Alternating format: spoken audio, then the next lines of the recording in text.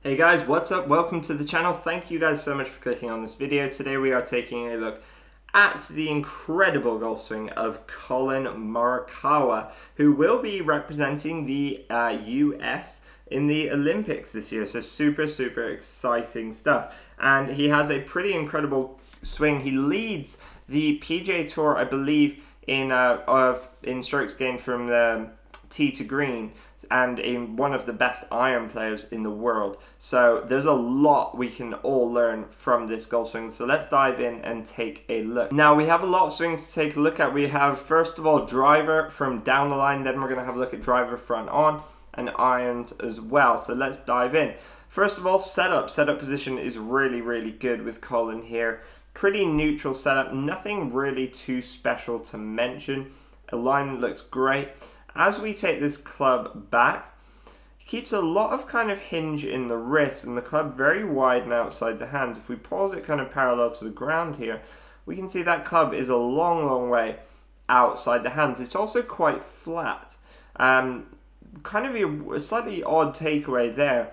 And as we play it to the top, he gets the club working kind of flat and in behind him. As we pause it at the top, he starts to kind of flatten it out and shallow it quite early. But if we pause it at the top, a few interesting things to note here. Very bowed left wrist. Something we see in kind of quite a few of the world's top players, but not something I'm always too keen on seeing. Always makes me cringe a little bit just because I've had left wrist injuries before from bowing my wrist too much in the golf swing. But if we look at the lower body and start there. Lower body, great position.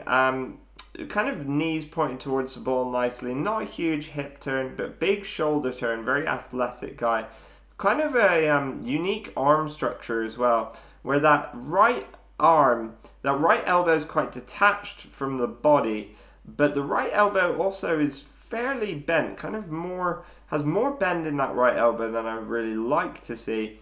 It's probably at 45 degrees or so instead of 90 degrees is kind of around what we like to see and when we're taking a look at these guys swinging. But as he starts to swing down, he shallows this club out really nicely. Has quite a flat swing plane, shallows it out. Look at the bow in that left wrist too. If we pause it parallel to the ground, a few interesting things to mention here. The club's working quite flat. Collin also likes to hit a fade, by the way, guys. Look at his right heel as well. His right heel has come up off the ground quite a lot, and a lot of hip turn this early in the swing, but he would not be able to make that hip turn, I don't believe, if that right heel didn't come up off the ground so much. A great connection with the arms to the body, that right elbow to the body, really good. You can see that triangle of daylight there. And hugely bowed wrist. You can see it in this position, kind of pointing down at the ball. That looks just painful to me. But as we swing through, if we pause it at impact, he lets the shoulders catch up with the lower body, and a lot of rotation at impact, but a little bit of curvature too in the lower spine to the right. That could put some pressure going through some vertebrae lower down in your back.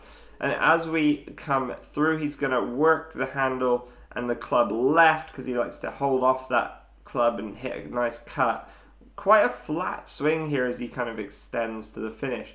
Let's just play this back once or twice and you guys can take a look at this and see what you think. Comment down below if you think there's anything I've missed here.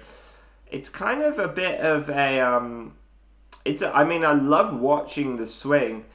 It's a little bit of like, there's a lot going on. There's quite a lot going on, to be fair. It's kind of, he works the club more upright in the takeaway and backswing, but gets the hands very deep, and then on the way down gets very flat and shallow, and a lot of rotation through the ball to the left as he hits that beautiful fade.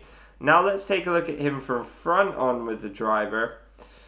Setup, really good. This is a great look from front on. Setup, perfect setup. I love to see that. As we take the club back, if we pause it parallel to the ground, big wide setup, really like to see that. Big wide base as well with the lower body.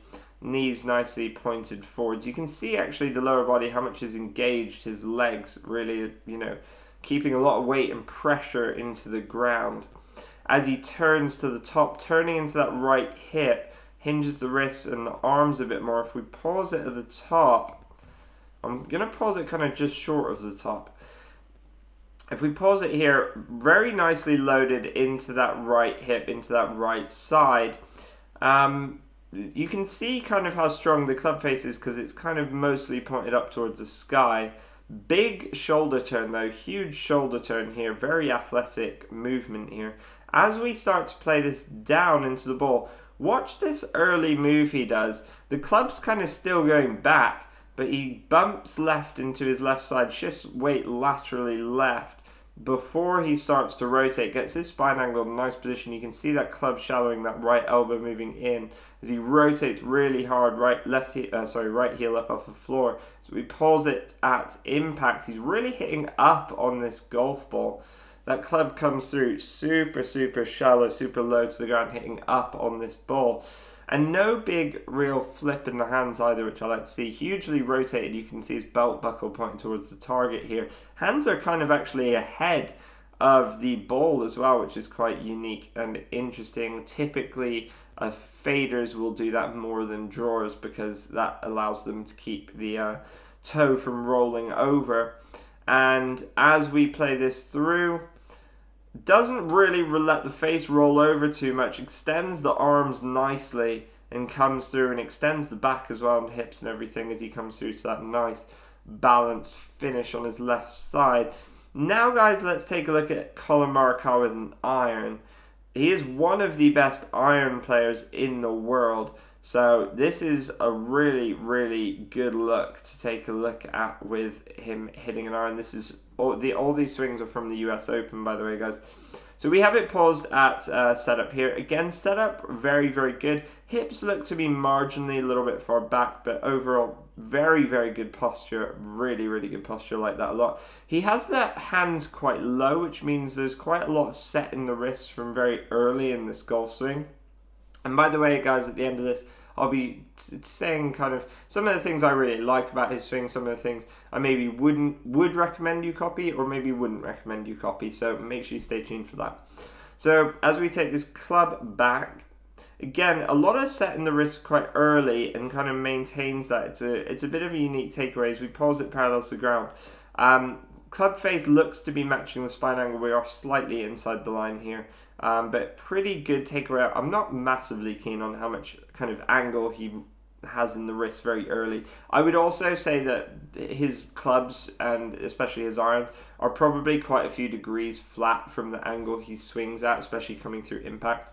As we take this club back to the top, we're going to notice huge wind up with the upper body. The lower body, stays pretty stable as we take this to the top. And pause it at the top, really gets that club into a nice position, that left arm and club in, pretty much one straight line. We can see again from this angle what I talked about earlier, whereas that right arm, kind of a bit of a slightly weird position with that right arm, right elbow, where the elbow is kind of quite deep and in behind him, and a lot of bend in that right elbow. And as we play this down, he's going to shallow out the club. He's actually going to get those hands and arms back out in front of him quite early. Look how early this right heel lifts up off the ground so early. I can't say I'm a massive fan of that. But as we pause it at impact, it does enable him to get kind of start to clear the left hip very early, get more weight onto his left side. And you can see kind of a good triangle of daylight between the arms. Pretty good position here, good kind of good spine angle, maintain his spine angle, chest over the ball, compressing the ball as we play it to impact and pause it at impact. That I just personally don't like seeing that right heel up off the ground so early, because that right knee really moves into the ball a lot and he's quite cramped for room. If that right heel was down, that right knee would move back a little bit and he would have more room through impact, more space. But as it is, the right heel's up off the ground, the knee kind of has moved into the ball a little bit, but he doesn't really extend, which is kind of interesting.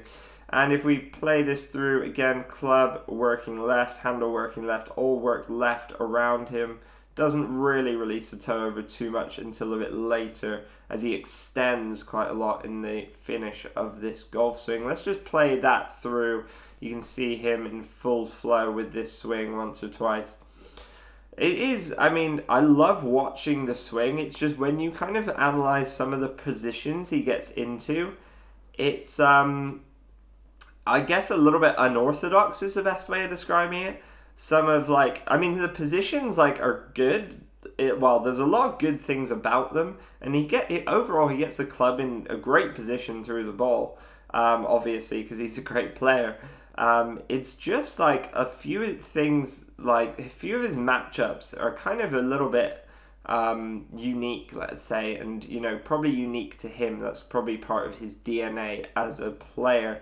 We're just going to have a look at one or two more swings quickly. I just want to show you. So first of all, let's have a look at a good down the line with the driver. This is a slightly better angle actually than the last one we took a look at, guys. So this is a really good look with the driver, and I'm just going to play it through and talk you through it as he takes the club away. This actually, interestingly enough, looks a little bit different to how it did before. If we play it through, I'm not going to pause it, I'll just play it through once or twice.